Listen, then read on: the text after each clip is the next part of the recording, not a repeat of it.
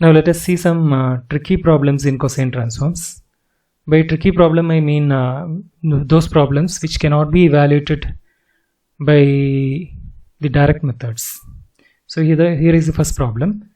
F of x equal to e raised to minus ax square with x positive and a also positive. And the definition says the Fourier cosine transform of e raised to minus ax square is equal to root of 2 by pi integral 0 to infinity e raised to minus ax square cos omega x dx. Okay, here also the basic problem is this integral expression is a bit difficult to evaluate.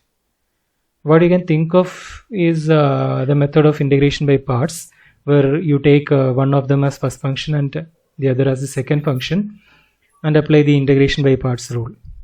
But it turns out that whichever function you take as the first function, the integral become more and more complicated as you proceed, and you will not be able to stop the procedure. So that will not be giving you the answer if you proceed straight. Okay, so what I do is I take this integration part is the one which is difficult to find. So I call it as I. So I is equal to integral 0 to infinity e raised to minus ax square cos omega x dx, which is the same function. Now I am trying to find what is I. Now first I will find I, then you just multiply I by root of 2 by pi, then the problem is over. So what I do to evaluate I is I differentiate this expression with respect to omega. Note that the differentiation is with respect to omega. So the left side will become di by d omega, which is equal to the derivative of this integral expression with respect to omega. If you assume this smoothness condition and all, you can take the derivative inside the integral sign. So it becomes integral 0 to infinity derivative of this expression, and this expression is having e raised to minus ax square, which doesn't contain any omega, right? So when you differentiate with respect to omega, this e raised to minus ax square will act as a constant and it will not take part in differentiation. So e raised to minus ax square will remain as it is, whereas cos omega x will get differentiated with respect to omega and will give you minus sine omega x into x, not omega. Okay, so because the constant here is x, now when you differentiate with respect to omega, you are doing partial differentiation. So sine omega x will be having x as a constant and omega as the variable when you differentiate with respect to omega. So it will be having minus x into sine omega x dx. Okay, now what I do is I will arrange the terms slightly in a convenient way. So you can take sine omega x as one function and this minus x into e raised to minus ax square as second function. And now I am going to apply integration by parts. Okay, now the advantage is you know the integral of this function, that is x into e raised to minus ax square. It turns out to be, in order to find that, what you can do is you think of differentiating e raised to minus ax square. Then you get e raised to minus ax square into minus 2ax, right? So that derivative of e raised to minus ax square will have x into e raised to minus ax square and some constants. That's why we can use that idea to find the integral of this function, and it turns out that the integral of this function is going to be 1 by 2a, which is a constant, into e raised to minus ax square. Or in other words, you can see that if you differentiate this function, you will get this. That's the better way to think of it. You differentiate this expression, so what you get is 1 by 2a into derivative of e raised to minus ax square is e raised to minus ax square into minus 2ax, where 2a and 2a will get cancelled, and what you get is x into e raised to minus ax square with a minus sign. That minus sign is here. So that's what I'm going to do. Okay, so I take u as sine omega x and v as minus x into e raised to minus ax square. So I am applying integration by parts, and you should think that now onwards you will be doing everything with respect to x. The differentiation part is over, and here you are differentiating with respect to omega. Now I am trying to integrate. Integration is with respect to x. So first function is sine omega x written as it is. Now integral of minus x into e raised to minus ax square is 1 by 2a into e raised to minus ax square. Okay, And as I said, the easier way is to differentiate this and find and see that this is the derivative. Instead of thinking of integrating this and finding this, you can think of differentiating this and seeing that it is this. Okay. Now it has to be evaluated from, so this expression is the first term. It has to be evaluated from 0 to infinity minus integral 0 to infinity. The derivative of first function with respect to x is sin omega x, the derivative is cos omega x into omega. So that's how I have written omega into cos omega x into integral of second expression is the same, 1 by 2a.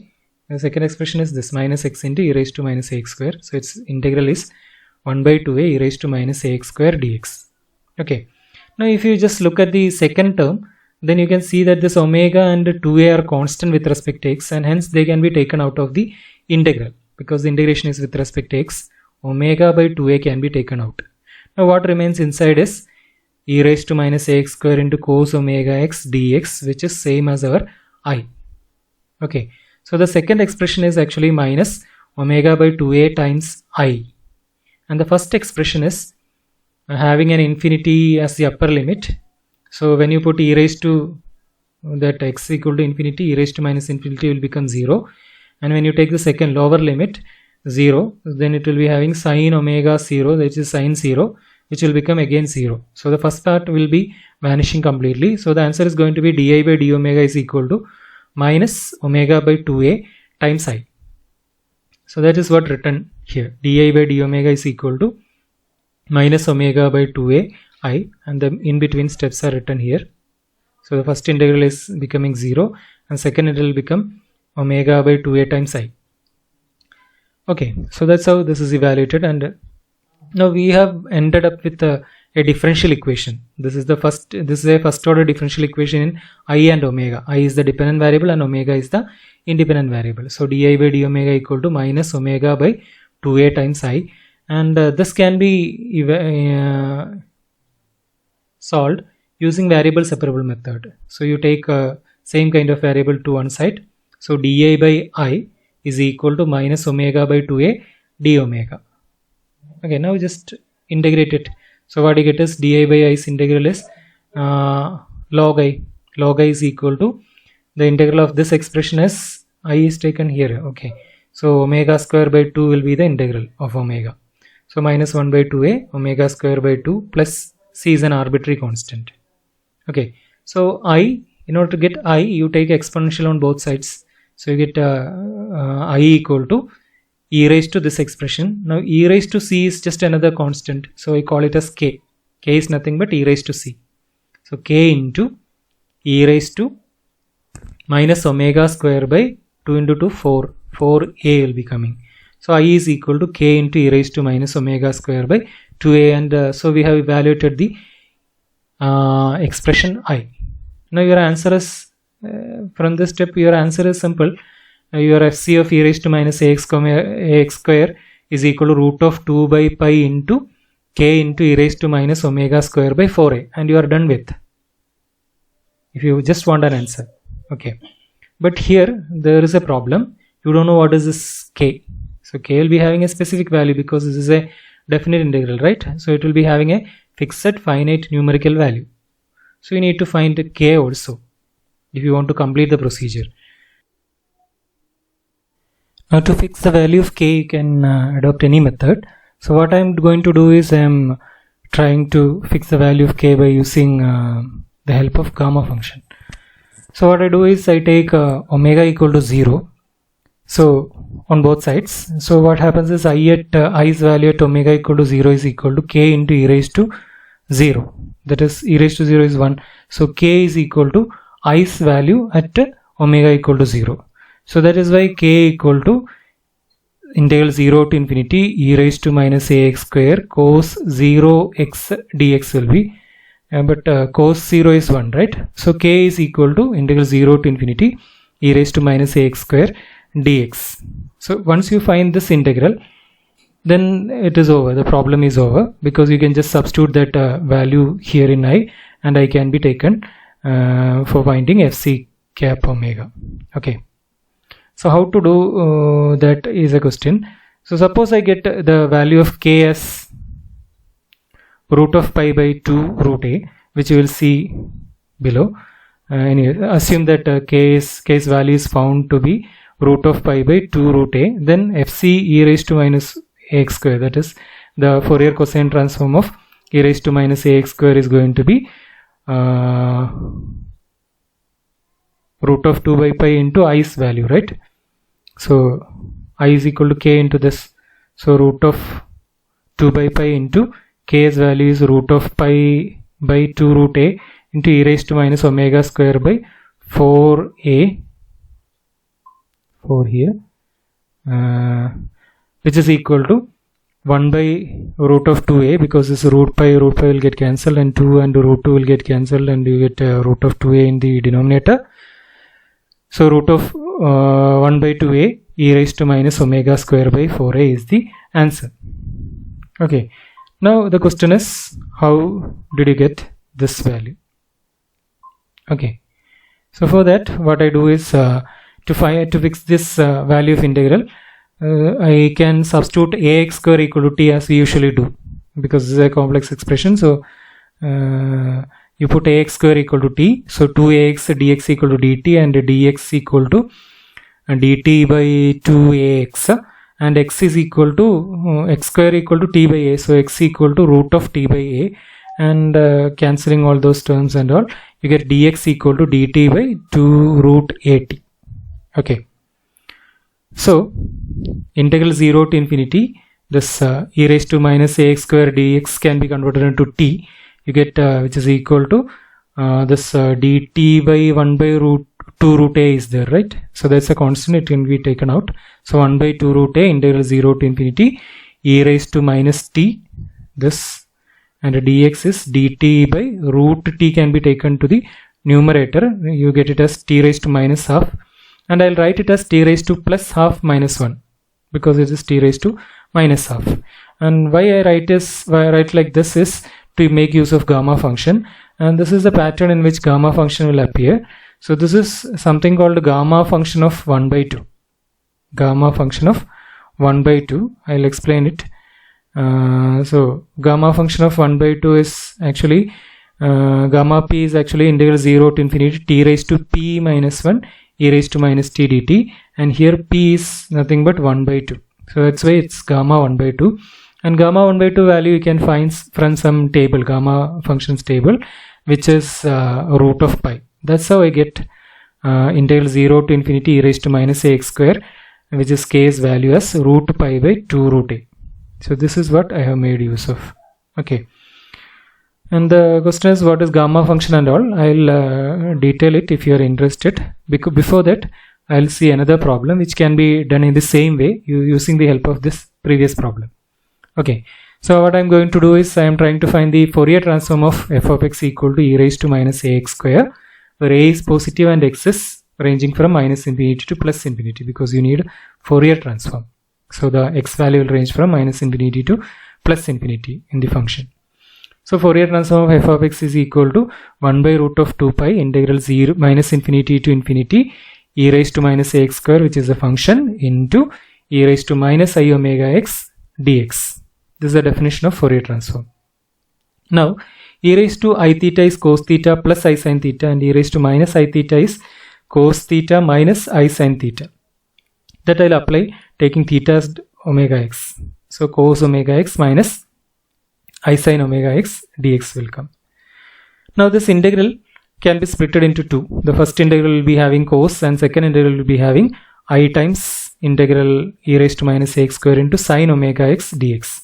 But you know that sin omega x is an odd function, and e raised to minus ax square is an even function. So the product is going to be odd function, and odd function, when you integrate from minus infinity to infinity, you will get 0 always. So you don't have to evaluate the second part. Okay, it will be always 0. Okay, so what remains is to find the first part, which is 1 by root of 2 pi integral minus infinity to infinity e raised to minus ax square cos omega x dx.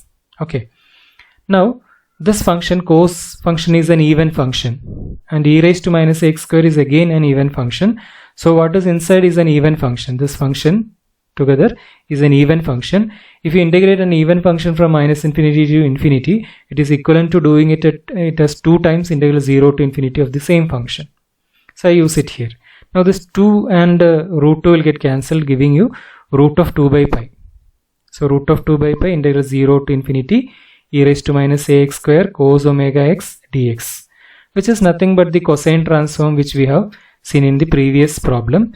And therefore, so the previous problem, I mean the problem which we are discussing now, that is e raised to minus ax square cosine transform, is already solved here, and its answer will be the same as this problem's answer also.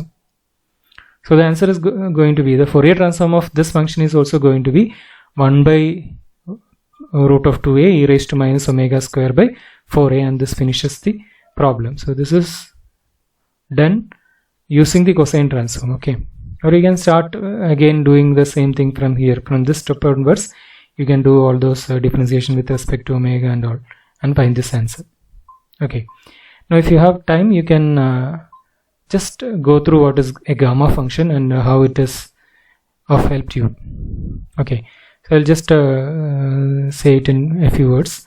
So a gamma function is by definition for every p greater than 0, gamma p is defined as integral 0 to infinity e raised to minus t into t raised to p minus 1 dt. Or you can say that this integral's value is defined as gamma p. So this integral will be, if it is, okay, this is always finite for every p greater than 0, and that value is called as gamma p.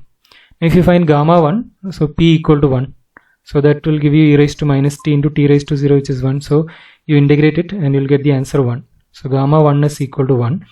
Now there is a wonderful property that gamma function has. Gamma of p plus 1 is equal to p times gamma p. You can just go through in the proof if you are interested. Otherwise, just think that for every positive number, not only integers, for every positive number, gamma p plus 1 is equal to p into gamma p. And therefore gamma 7, if you take p as an integer, gamma 7 equal to 6 into gamma 6, right? Gamma p plus 1 is p into gamma p. So gamma 6 is again 5 into gamma 5. Now gamma 5 is 4 into gamma 4, etc. It will reach up to 1, gamma 1. Gamma 1 is 1, right? So you get 6 into 5 into 4 into 3 into 2 into 1, which is 6 factorial. So this helps us to identify the factorial function with the gamma function, factorial notation with gamma function. Gamma of, sorry, here it is n plus 1, okay. Gamma of n plus 1 equal to n factorial.